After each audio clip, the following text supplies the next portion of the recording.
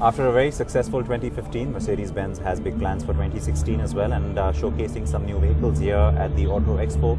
Let's get more on that from Mr. Roland Folger. Good to see you, Roland. Good to see you. Nice to have you here at our studio, and thank you for joining us. It is an important year, 2016, for your company. Here in India especially, I mean. Yes. As you said, 2015 has been an exciting year for us because we also came back into position number 1, which we struggled for a few years very, very hard. And it's nice to see how all things come together and then you can start to deliver. So, of course, the expectation now at the moment is also what's going to happen in 2016. And we have made our plans, although, as everybody knows, the end of December, we had some wake-up calls, and we were dealing with that as we speak at the moment. But it's interesting times. I will talk to you about that, but first let's talk about the exciting stuff. I mean, the GLC arriving is something that, not necessarily the GLC, but that segment is something that you've been wanting to address here in India for some time. Now you have the ammunition to do that. How important is that product for you? That product is really and truly very important to us. It's part of our overall growth strategy. We see a general turning, not away from sedans much, but actually the growth that we see in India, but also in the rest of the world, is very much coming from SUVs. Practicality is an issue. Road going capabilities in bad weather, for instance, is an issue. High seating position is an issue. That's what people love in those cars. And we had, especially in that bracket, as far as an interesting price bracket is concerned, we had unfortunately nothing available so far. So we're eagerly waiting for the GLC to arrive in India. You'd want to launch it today, wouldn't you? I mean, we would bring it. The earlier the better. Let me put it this way. But unfortunately, it's going to be second half of the year somewhere. Well, you could still get the festive season, so that's I guess an important one. But what would it do to you in terms of where the entire portfolio goes? I mean, there's the volumes, obviously. That's one part of it, and surely you would have to also try and consider, how many people might. There may be a small percentage of people that might turn from your existing products that they otherwise may have bought and buy the GLC instead. But the way it sort of fits in to the entire portfolio, does it become as important as how, let's say, the E-Class is for you in the sedan space, again, for India? The expectations are manifold in a sense. First of all, we have seen last year, 2015 over 14, a growth of that SUV segment by about 100%. Yeah, and that did not affect as badly the rest of our products. It's just that our growth is predominantly fueled by this development in the market space there. So when we look at the GLC and its positioning right between the GLE and the GLA, yes, there's always what we call cannibalization a little bit, but we hope that always the good is the enemy of the worst, in that sense that people now have a choice, because in our brand they couldn't find anything, and then they were more driven to outside and to competitors than to stay with the brand. And they usually love the brand. They have been excitedly asking for a vehicle like that. It's part of our overall volume growth strategy as well. It will also give us an inroad into areas where we have not been so far, because of its lower price point and because of its serious off-road capabilities. Now, when it comes to this particular segment, and it's maybe more true in India, but it's also true in other parts of the world. Do you think that the kind of anticipation you have now around this product, is it driven by the price point, or is it driven by the size of the vehicle? Because at different markets it could mean different things. Yes, I think it's more about the price point area, because the GLE is quite a substantial jump. It's an exclusive SUV and off-roader, whereas the GLC is catering to a significantly lower spending point, and whereas maybe the GLA is not such an outstanding and strongly off-roader vehicle, although we're proving it with our campaign and taking it around the world that it can do much more than people expect. But the GLC is truly very, very strongly positioned as that kind of a vehicle, and people want And the question is always, what can you afford for the price of money or for the budget that you have? And the GLC, in that sense, will be not just a compromise, will be the best part of both worlds in our eyes. That's why we also believe strongly in the volume component. In the Indian context, there's also been a lot of talk of late, Roland, about, of course, there's the emissions and the pollution end of that conversation, but also about people becoming more conscious and more aware and maybe looking for slightly greener solutions when they're buying. And it is, of course, more true in the premium space than it is for the mass products. So how are you planning to address that? Because we know that there are others who are looking at, let's say, hybrid solutions, etc., or maybe looking to even go further than that. So what is the Mercedes-Benz strategy towards that?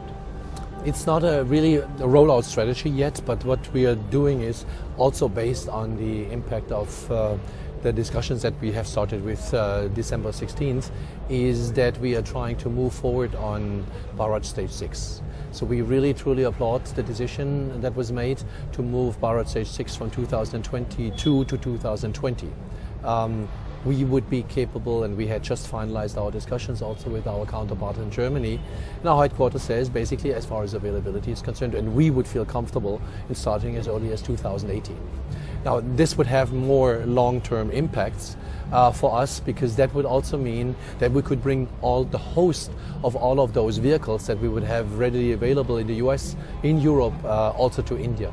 And that includes all the hybrids, it includes all the plug-in versions of hybrids. It would include basically also solely electrically powered vehicles, range extenders, whatever you have out there would then also be available at a much earlier stage. So that is certainly something that we would like to see go forward, and we're discussing this with the authorities at the moment. Bringing those cars, of course, also assumes the fact that that kind of fuel is available here as well. So that is the minimum requirement, because naturally all these technologies usually in Germany are developed for countries that basically are already at Euro 6 level. And because normally countries like Africa that have a Euro 3 standard, they're not really interested in hybrid versions. So to make that match and to make that fit, I think, and we believe strongly that what we would require is really that move to Bharat Stage 6 at the earliest possible stage. December 16th, what you referred to, of course, is where what many call a landmark decision, others call it short-sighted on the part of the court. This whole ban of diesel engines in Delhi above the displacement of 2 liters. It does of course affect your portfolio, and I think there are a couple of other players, Toyota, Mahindra, who have been vocal about it as well. We've seen very quick solutions from some of them. We've seen certain plans being announced from some of them. Is it fair for you to start assessing this? Because all said and done, this was only done to a certain point. It's only up to, it's just a few more days left, let's say, for this ban, when the court takes another decision on it. Also, it's only Delhi. How do you take a long-term decision based on something like that? Well, obviously you can't. Very simple stated. It came as a big surprise, and with somebody like us who is producing locally, you have a much longer supply chain. For us, it's 7 to 9 months until we can really change something. So for us, it was quite impossible to do anything on short notice. With the help of our dealer network in the whole of India, we rechanneled a lot of gasoline versions now into the NCR market. And that helps to a certain degree, but it's a disruptive blow to our overall planning. But I understand, or we understand a little bit better in the meantime also where this whole thing came from, and there is a need that we need to do something. And I hope that just because it goes down in the summer months, that this thing doesn't blow over so quickly, because we really need, and we believe we need long-term solutions to this issue. And they only come from our perspective from changing some of the structures, the policies, giving us guidance to where this whole thing should lead. We are able to react to that, given our 6 to 7 months lead time and the availability of truly Euro 6 standard vehicles. Yeah. But let's say 6 to 7 months from today, is that then going to be a scenario where you're already thinking must have the petrol version as well, and maybe think of smaller displacement diesels? I don't think Or that would you take that decision only in the summer? frankly speaking, my personal opinion is it was a short-term decision, and to bring now vehicles that are under 2 liters is again the same kind of short-term solution that will not change anything in the pollution to the air, because a vehicle that before had 2.1 and is now at 1.9 you will never be able even to measure the differences in pollution. So the problem is, it's like, oh, okay, we set the plan here, and it's so easy to jump under that. Then what's the point? I mean, you need to address a significant amount of vehicles out there in order to change anything. So, also, I think the step to take out slowly older vehicles is going directly in the right direction. But now we need to have a possibility to replace them with newer vehicles. And I think that this is what, it's not a real problem that is new to the world. You look at Europe, you look at to California, where we've had these issues before. There are solutions out there, and it would be easy to a certain way adopt them to India as well. But that's why we're going strongly forward with this earlier adoption of Bharat Stage 6, because we think that's the best long-term solution that opened up new avenues also to bring in new technology beyond just normal diesel and petrol versions. But do you see buyers now asking for, let's say, a bigger number of buyers asking for more petrol versions? Of course. It's already happened, right? It already happened. And that's probably going to stay for a while, because there's also a lot of perception about diesel now. So, and I think that is a risk in itself, because frankly speaking, now we're looking only at small little particulate matter. We're looking at NOx. Everybody has been extremely sensitized to the issue, but we're completely forgetting one thing, and that is that diesel is much more efficient on CO2 emissions also. So when we replace now all the diesel vehicles with petrol versions, then we would up by 25% our CO2 emissions. That's not something that I think we could accept. Yeah, it has to be an all sort of thought through, all round kind of a solution. Yeah. Yes. All right. Happier things again to sort of round this up. You'd mentioned it's going to be a busy year and a significant one as well for the company. I'm sure you'd like to hold on to that number 1 position. There's no doubt. But tell us. Besides the GLC, what else are you going to be bringing this year? Well, how exciting is it going to be?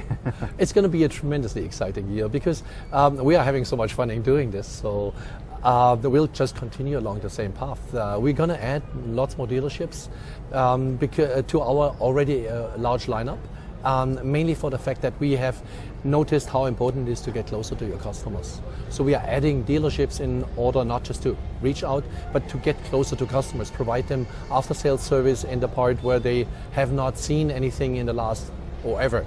Then again, exciting new launches, because that always gives us a chance to reconnect with customers again.